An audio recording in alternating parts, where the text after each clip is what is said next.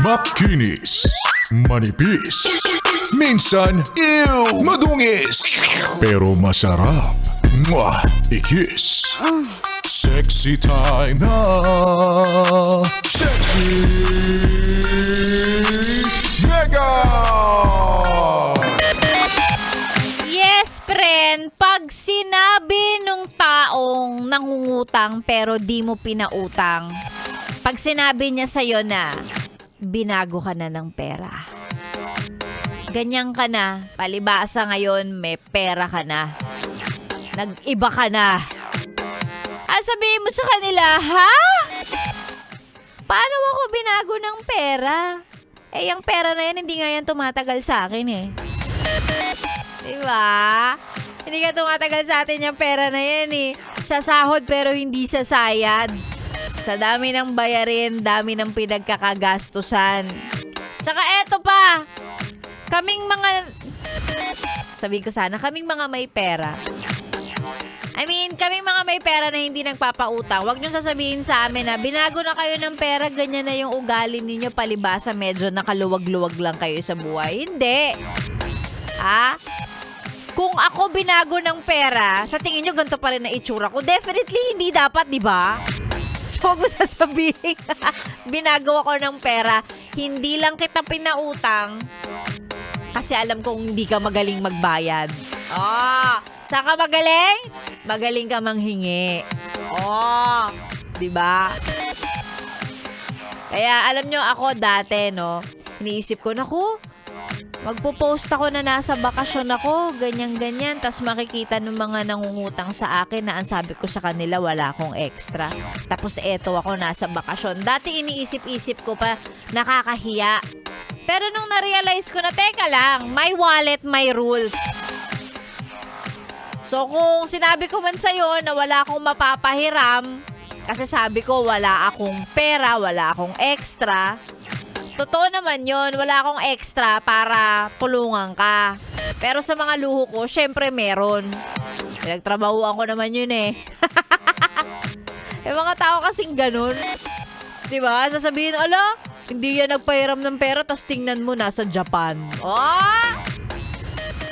Pero naman niya yun eh. Tsaka baka ganun, kaya hindi ka pinahiram. Bakit? Kasi magaling ka lang mangutang pero hindi ka magaling magbayad. Yan. Ano sinasabi ko sa inyo dati pa?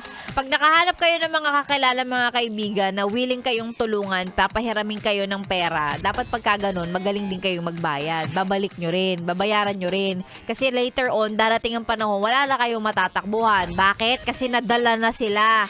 Ikaw eh.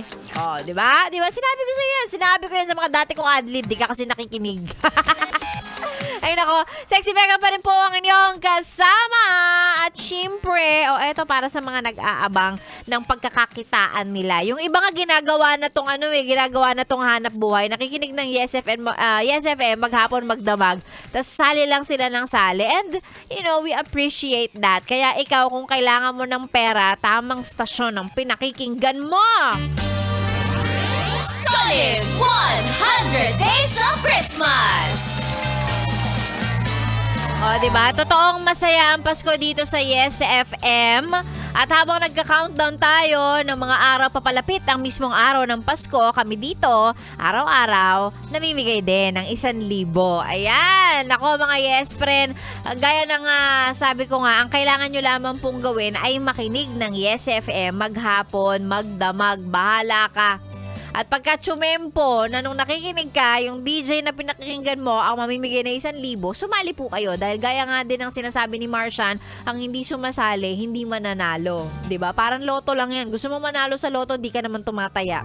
So kung gusto mo manalo dito sa Yes FM, Solid 100 Days of Christmas, sumali ka. And by the way, congratulations sa winner ni Rico Pañero kaninang umaga na si John Aris Franco. May 1,000 pesos na siya. So ibig sabihin, may winner na tayo today. Yung mga gusto pang sumali, abang na lang kayo bukas. Tingnan natin kung bukas sino ang mamimigay ng 1,000 pesos. Yan po ang ating promo para sa mga Yes Pre nating solid na nakikinig sa atin mula umaga hanggang gabi. Solid 100 100 Days of Christmas. Sexy Megan po yung kasama hanggang mamaya pantanghali. Dito lang sa stasyong masarap pakinggan habang nagre-relax ka dyan. Kalma muna, yes, friend. Oras natin 10:41, 11 na sasabihin ko. O mamaya, kakain na tayo.